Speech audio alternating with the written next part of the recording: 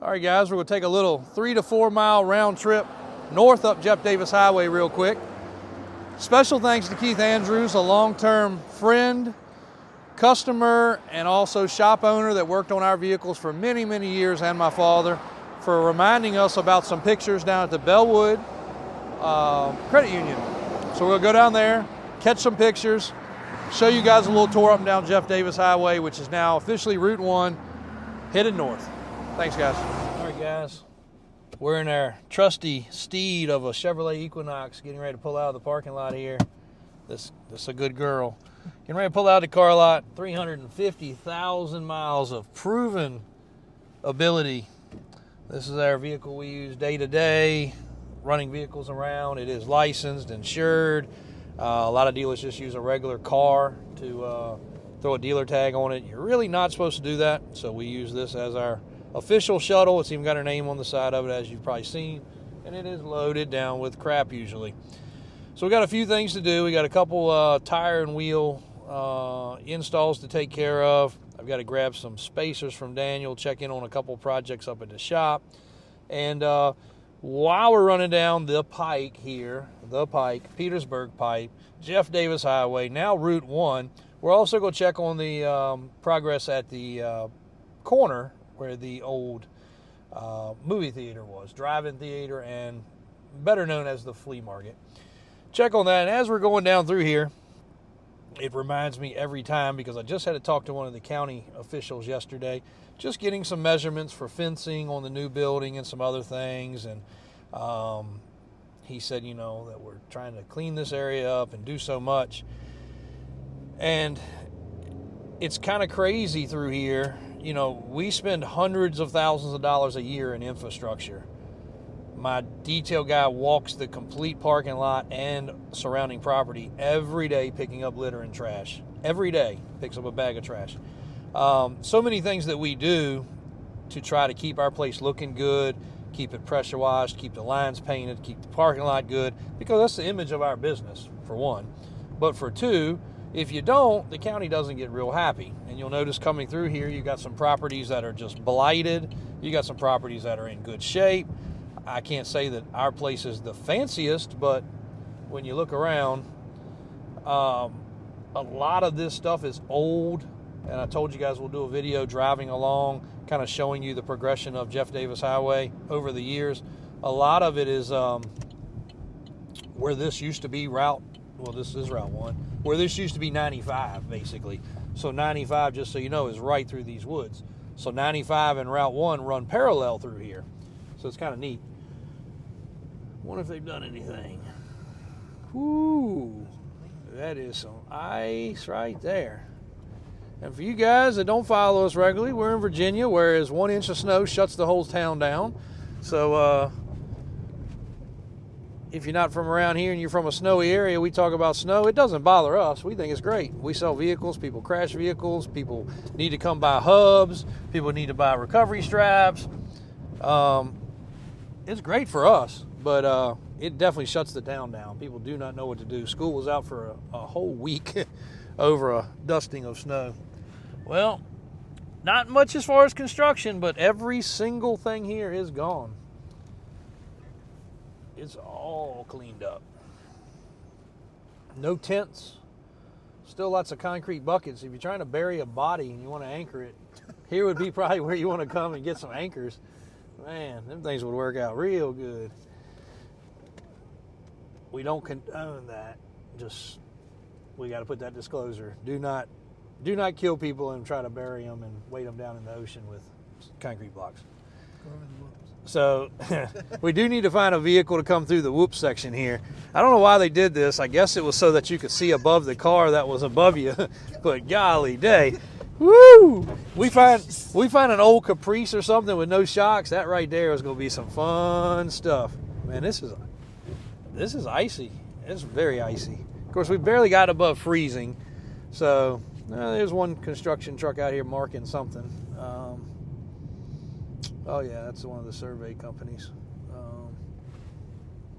So there's a little progress going on. Next stop, the shop. Next stop up the street, got one more surprise for you guys. Cut. Pause it. All right, so while we're traveling up this way, right over here, I did not get here in time, and I really regret it. Kind of like doing the little piece about the movie theater and the flea market. This right here has a ton of history too. So this block right here where they're building all these apartments, more apartments, was actually at one time our detail shop. At another time, it was either a new Dodge dealer. I wish I could ask. My dad remembered very well, but I can't. It was either a Dodge dealer or a Rambler dealership. And I don't remember which, but it was right on the road, like the front sidewalk, and then it was the building. And over the years, it had become a motorcycle shop. It became like a repair shop for some Spanish folks. It became a lot of things. It's not a huge piece of property, nowhere near the big as the flea market, but they pretty much used every square inch of it for building right up to the edge of the road again. But there was a ton of history there with that area. I came up here before I could drive and would, well, we can't put that on video, but anyway, I would help move vehicles. But that was our detail shop, Arnold Gary, which is still around. He does a little bit of stuff for us, not as much as he used to, but he had a full-fledged detail shop, window tint shop, everything you could imagine right there on that premises. And he would detail a car or two a day for us. That was back when we did a lot of vans. And he would do full detail, interior disassembly, pressure washing the carpets, the things we did. Man, I got a heck of a trench right there. You're not going to be able to zoom in on it, though. There's a man standing in there. It's as deep as he is. Probably putting in some drain and some other stuff, but it's crazy how close they were able to build it to the road. The building that was there was closer than that, but that's pretty close to the road right there. But a nice development. It looks good. It's just we didn't really need more apartments, I don't think. But either way, that's what's coming through here. And again, right here you've got little I don't know what you want to call those. Yeah, I guess they'd be called. I think they're called townhomes, but they're duplexes basically. And then you've still got trailer parks. And then this here is actually RV sites that people live in. I'm crazy how they can get away with that, but there's actually RVs in there that people live in. So it's a whole mixed bag of things up and down Route 1 through here. That's a nice shed right there. Dang, copper roof. So we're going to stop up here. There's supposedly a credit union that's got a picture while we're on our little tour of the flea market back in the day, I guess when it was a drive-in. So we're going to slip in there real quick just to take a picture of that. And Christian, you can drop it in right here. Hence, you got to edit this video.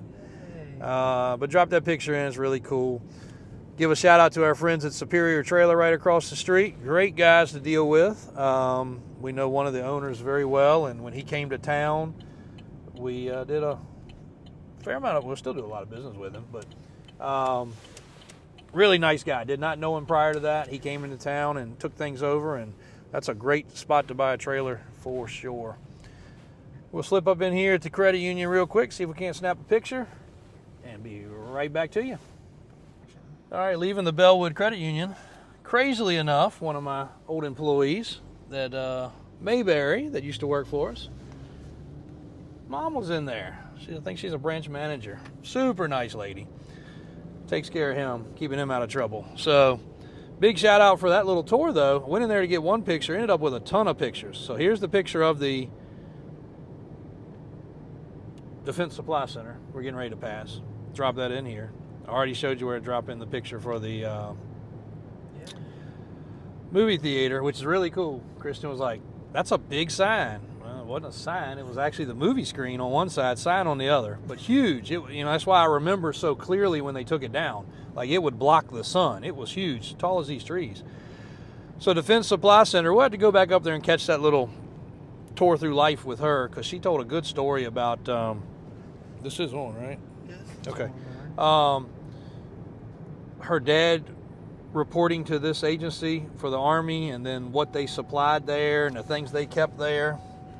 Also got a good picture of, you hear us talk about the elk. Drop in that picture here. And also Norfleet Norfleet, for you locals, that was Bob Norfleet's place, and I think his father's place. And again, I wish I had my dad around. He knew all the history of these car lots and things. 121, is that what she said? 121 apartments? Yeah. 121 or 126 apartments going in right there. So here's the Army base, known now as Defense Supply Center, or DGSC, Defense Supply Center Richmond. You can see the planes there. They did a good job landing and stopping right there. I don't know how they did so good. You've also got over here the little lookout. We'll pull over here real quick. This is where the elk are kept. And I think if you guys have been following long enough, I read the little thing up there that tells you. But so the elk situation, there's no elk in Virginia other than right here. This was a huge farm, and I guess the Bellwood family was their name, and that's why this is called Bellwood area. Must have been a huge area. Well, they brought the elk in from Canada. Part of the deal for selling to the government or to the Army at the time was that the elk would stay here, populate here, and be maintained and taken care of here till the end of time. And they've done that. So I don't know when all this took place, probably in the 40s, 50s, 30s, 20s, way back, maybe 100 years ago.